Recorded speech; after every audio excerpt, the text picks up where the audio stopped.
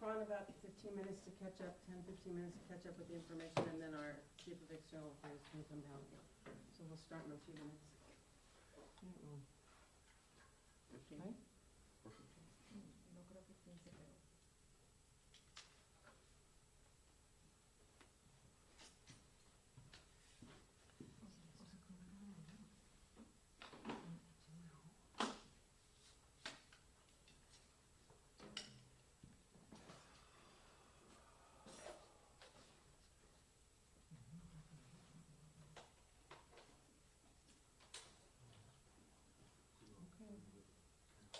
Hey, Justin, can you look at the information so we can get started? I don't think we're going to wait 15 more minutes. Yeah, that's fine. I'm trying to get my camera on.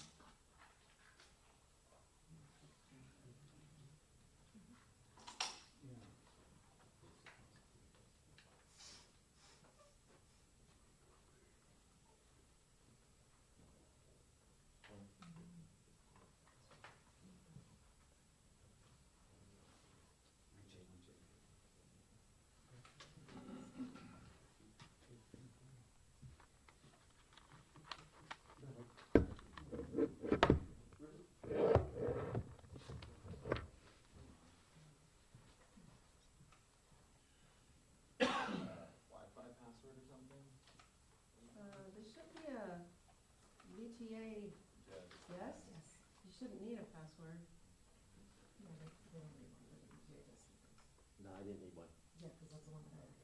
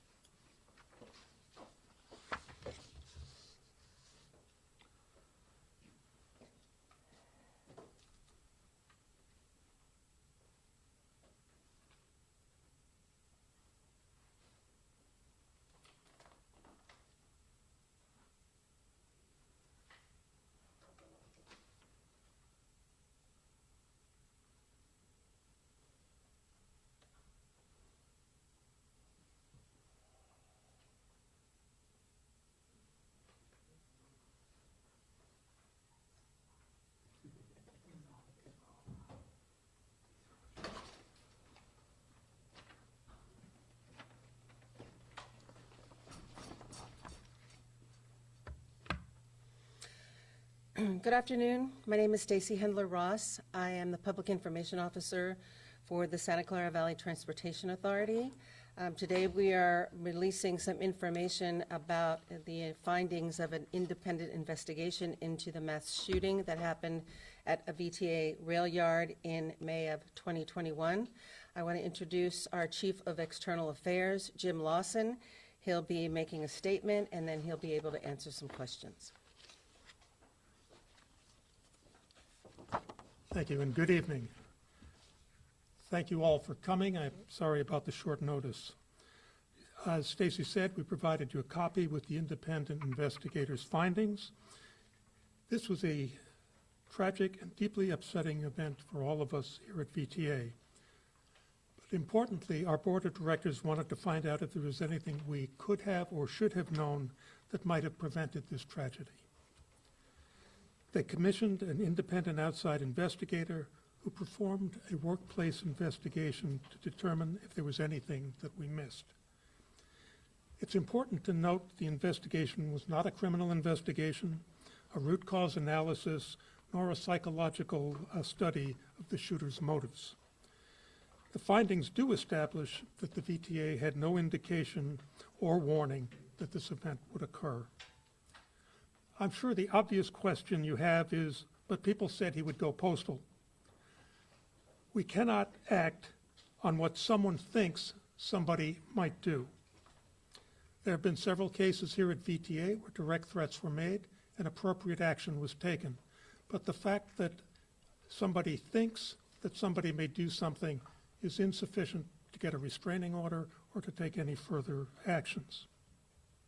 Another question you probably have is, there were multiple examples of workplace misconduct by the perpetrator. Most of them were widely reported by many of you. None of the 5 incidents, individually or all taken together, were sufficient to terminate the perpetrator or warrant serious discipline in any of those cases. I will say that different actions were taken after each of those events. VTA is focused on the areas we feel can do the most good, that is providing mental health resources. These confidential resources are available to all of our employees and their families. We've established a resiliency center with the assistance of Santa Clara County, and we're focusing through our general manager's office on culture and climate change here at VTA. The findings don't go into it, but after this event, we had great support from the county and the Office of the District Attorney. We're especially thankful for the professional response of law enforcement. Unlike what we've seen in many recent mass shootings, our Sheriff's Department and the San Jose Police Department acted swiftly, professionally, and courageously to prevent even greater loss of life here at VTA. And I'm happy to answer any questions.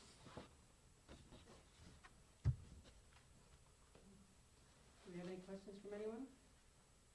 Yes, can we talk a little bit more into specifics of your investigation when it comes to those incidents that there was something that was mentioned here that BTA did receive complaints from employees Right. and that then was found suspicious. Can we talk a little bit about that, please? Hopefully I covered some of that by saying that there were those instances, and people who reported that this individual was unpleasant, unfriendly, may have even felt threatened by them, were talking about their feelings. And he did not issue any threats. He did not say, I'm going to do something to somebody, either in writing or verbally. And because of that, it's very difficult to do something. And are there any new measures in place to either identify or investigate maybe future employees who exhibit that type of behavior moving forward? We're trying to do our best by bringing in more mental health resources to assist our employees where they think that there's, they're having problems at home or at work, that they've got somebody to talk to on a confidential basis, all free of charge, for them, for their families, and we're hoping that that will make a difference. And what do you say to the families of the victims who are sitting at home, obviously approaching a tough holiday season without their loved ones, learning now that the investigation, the findings? Yeah. It's always a tough time to do this, and I think waiting doesn't make it any better. Our board was very concerned about the area of transparency and wanting to get the information out as quickly as possible. The report itself took a long time, and it took a long time because it was difficult to interview witnesses. Many of the witnesses they needed to interview were very traumatized by the event. In fact, some of them so traumatized they wouldn't speak to the investigator. So it did take a long time, and we did want to get this information out as soon as we had it. The incident where someone complained that he could go postal, why after kind of such a kind of heated argument where he verbally abused someone, did he not have kind of any severe discipline or termination? I'm not an employment law expert, but we have spoken not only to our own in-house attorneys, but to the outside attorneys, and they have all unanimously agreed there was nothing in those actions that were reported, and the ones that she found in the files going through it that would have warranted serious discipline. Certainly far from termination. And if an employee kind of went through that same circumstance, berates the colleague so intensely that people think he might, feel like he could end up harming people, what do you do in that situation now? Well, similar to what was done in that situation, people did talk to him about it afterwards and did counsel him afterward. Okay, so just counseling, no discipline. In that particular case, there was counseling. There was also one allegation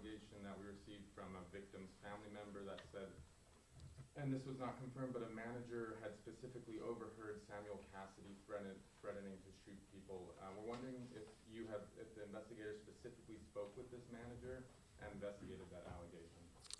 I assure you, she spoke to that supervisor. With VTA being such a large corporation, a lot of employees, you know, as employees come and go, you're always getting new hires. Are you doing anything as far as, you know, changing the way you do background checks or anything along those lines? We do criminal background checks on all of our employees, and they are monitored as they go through the training period. What does this mean for any lawsuits? I'm sorry. What does this mean for any lawsuits? How have you defended this being an independent investigation? What were the standards that were set forth? The standard that was set forth was the civil standard of a preponderance of evidence. And, you know, again, the board felt very strongly about the issue of transparency, even though we are going through lawsuits. And they could have easily said, you know, no comment, no nothing. But they wanted the public to be aware of what was going on as soon as they possibly could. Everything was open to this investigation, paperwork, conversations? Yes, this investigator had access to all of VTA's records, any documents that we could find that were associated with it, and she also had access to any of the employees. We did not force anyone to speak to her because, as I mentioned, some of them were just not able to talk about it, and some still aren't.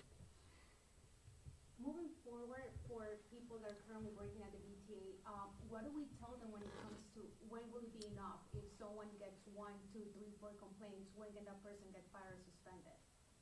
How is that going to be working moving forward? I think that's a very good question. And the challenge that you have is the difference between somebody making threats or doing something threatening, and I think he's going to do something threatening. I assure you that the counseling is a lot more strict these days. Can you go into detail about the counseling? I'm sorry? Can you go into detail about the counseling services? We have both the the mental health professionals available, as well as the supervisory staff. We have a new head of our human resources who's brought a lot of fresh ideas into the organization, and we also have a new head of system security. I understand this investigation says there's you had no awareness of a specific threat. But looking back, do you think the VTA should have done anything differently, or do you think this kind of clears the VTA and that you acted properly in all the scenarios there? You know, I appreciate the question, and having lived through this, you know, you always kind of think back yourself what could have been done differently. But, you know, that's hindsight, and hindsight is 20/20.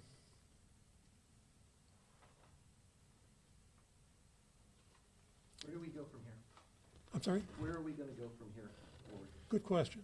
Where we're going forward from here is we are taking a very close look at all of our systems and security. There's going to be a robust review of everything that we have in place. Many changes have been made so far. I think those kinds of changes are helpful in the main.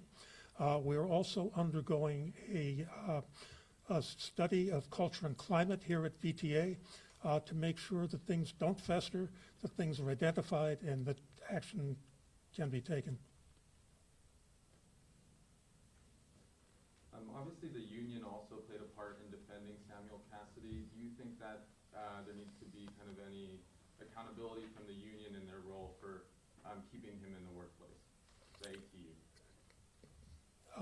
He was a VTA employee who happened to be a member of one of our unions, and we treat all of our union members the same.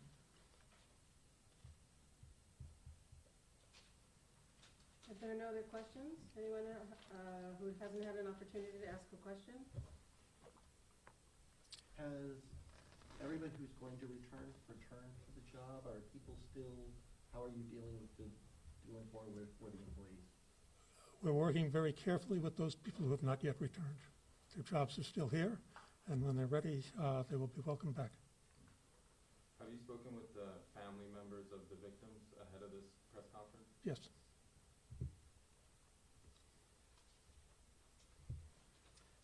Thank you very much. Thank you all for coming, really appreciate it.